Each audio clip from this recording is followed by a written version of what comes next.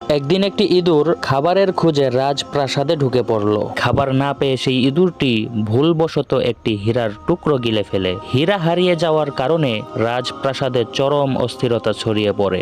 রাজা হীরার কথা জিজ্ঞেস করলে একজন বলে ওঠেন, হীরাটি একটি ইঁদুর গিলে ফেলেছে। রাজা তখন ঘোষণা দিলেন, যে ওই ইঁদুরের পেট থেকে হীরা উদ্ধার করবে তাকে পুরস্কৃত করা হবে। তাই একজন শিকারীকে এই দায়িত্ব দেওয়া হলো। শিকারী ইঁদুরের বাসস্থানে গিয়ে দেখলো শত শত ইঁদুর দলবদ্ধ হয়ে আছে, কিন্তু একটি ইঁদুর সবার থেকে আলাদা। সেই ইঁদুরটি ইটের উপর বসে যেন রাজা সেজেছে।